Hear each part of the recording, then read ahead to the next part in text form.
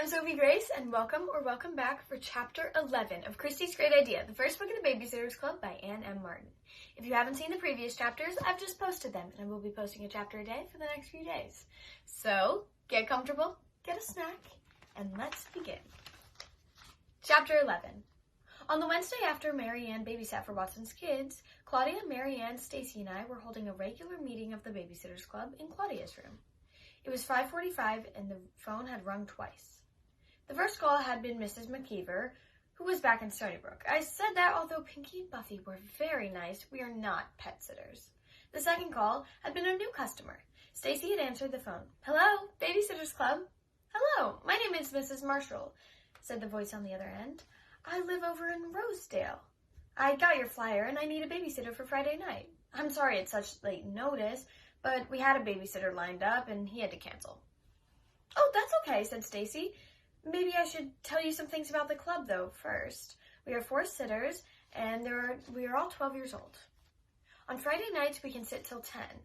Well, one of us can." "Oh, that's fine," replied Mrs. Marshall. "My husband and I are just going out for dinner. We should be home around 9:30. "Okay," said Stacy. "How many children do you have?" 2. "And how old are they?" "Nina is 3 and Eleanor is 1. "Do you have any pets?" Some people seem a little surprised when we ask this question, but Mrs. Marshall was okay about it. "We have a cat. He's no trouble at all." "And is there anything special the babysitter should know or that she'd have to do?" Mrs. Marshall paused. "Aha, there's always a catch. Well, you'll have to give Eleanor her ear drops. She's getting over an ear infection. She always cries and puts up a fuss, but in the end she holds still and lets the drops go in." That didn't sound too bad. "Okay," said Stacy. "Let me find out who's available and I'll call you right back." As you can see, we'd learned a lot over the past couple of weeks. Claudia took the job since Stacy was mysteriously busy that night. She wouldn't tell us exactly what she was doing. And Mary Ann's father and my mother get hysterical if we're not home by 9:30 on the dot. If Claudia was a little late, the Kishis wouldn't mind that much. After we called Mrs. Marshall back, I said, "Hey, why don't we figure out how much money we've earned on our Babysitters Club jobs?" "Okay," said Stacy. She loved anything to do with money. Claudia handed her a piece of paper with a pencil, and I opened up our record book and read up the amount of job money we'd pay for each job. "Hey, that's not bad," I exclaimed. "You know what we should do? We should each donate about $3, and we could have a pizza party on Saturday afternoon." "Yeah, a celebration for the club," said Claudia excitedly, "because it's such a success."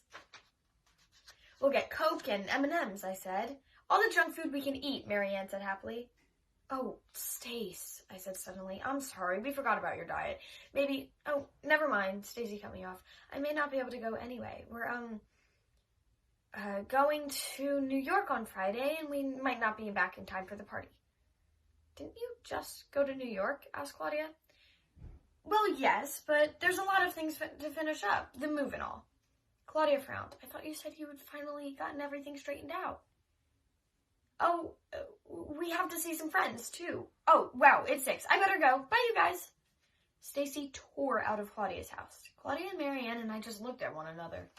When I got home that evening, I found Watson parked on our living room couch, reading the paper like he lived at our house or something. I couldn't help making a face. Luckily, Watson didn't see it. In fact, he didn't look up from the paper until I was tiptoeing past the living room, trying to sneak in the kitchen without having to speak to him. "Well, hi there, Kristy," he said cheerfully. "Hi," I replied. I paused for a second, trying to decide whether I should say anything else, then gave up and went on to the kitchen. Mom must have just gotten home. She was reaching into the refrigerator, pulling out vegetables and leftovers for dinner. "Hi, sweetheart," she said. "How was school?" "It was fine. Mom, Watson's in our living room." Mom smiled at me. "I know, silly. He came home with me. I picked him up after work. Is he staying for dinner?" Mom began slicing a tomato. "Yes, he is." "Do you know this is the 3rd time he's been over for dinner in the last week?" "Kristy." "What did he bring us this time? Greek food? Italian?" "Nothing," replied Mom smoothly. "He's here for leftovers." That was definitely not a good sign. It meant Watson was through trying to impress us, and Mom didn't feel like she had to impress Watson anymore either. It meant they were getting more comfortable with each other, and it meant that Watson probably felt pretty comfortable with my brothers and me. Not a good sign at all. Mom eyed me. "What?" I said. "Honey, would you please run upstairs and put on a dress?" "A dress? Why?" I thought I looked all right in my school clothes. Besides, I never wear dresses if I can help it. "Because I'm the mommy, and that's why." I giggled. Mom has a red t-shirt with that slogan across the front. "Put on the blue and white one we just bought, okay?" I sighed. "Okay." When I got upstairs, all my brothers were brushing their hair. They had changed into decent shirt and pants. "What is going on?" I asked Sam. He shrugged. "Something to do with Watson. Mom told us to get dressed up." I made another face. I'm pretty good at making faces. One thing I can do that no one else in our entire grade can do, not even the boys, is turn my eyelids inside out. I did that then. "Kristy, grow up," said Charlie. "That is really gross." "It's scary," added David Michael. "Sorry," I said. I helped him button up his shirt, and then I changed into my blue and white dress, purposely didn't brush my hair, and went downstairs. My brothers were helping Mom and Watson set the table in the dining room.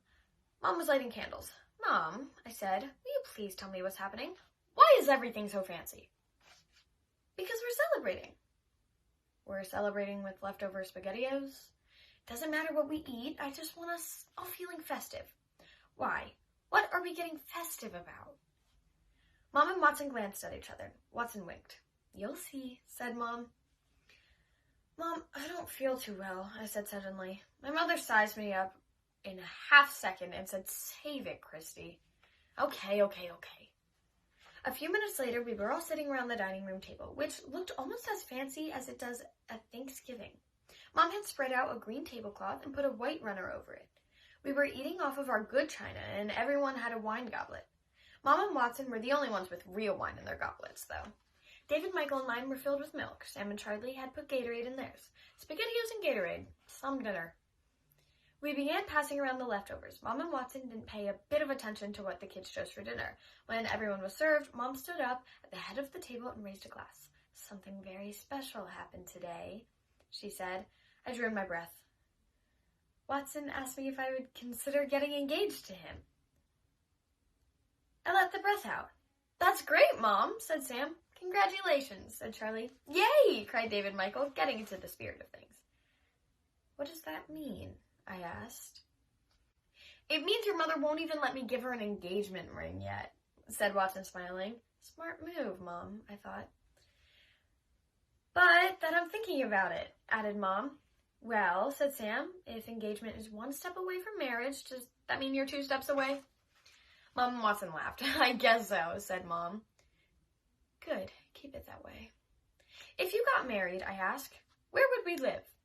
"I don't know, honey," replied Mom. "We haven't really thought that far ahead." "Would we have to change schools?" Would Karen and Andrew live with us too? Would you keep on working? Would Dad still give you child support money? Kristy, I don't know. Now, enough questions. This is a celebration. We'll worry about those things later. What is it you're eating?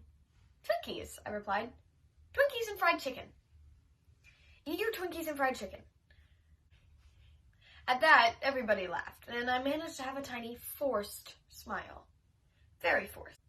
I couldn't believe Mom's news. Why would she want to risk getting married again? My only hope was that she'd see the light before it was too late and let our family return to normal. Thank you for tuning in for Chapter 11 of Kristy's Great Idea. Come back tomorrow for Chapter 12. Bye.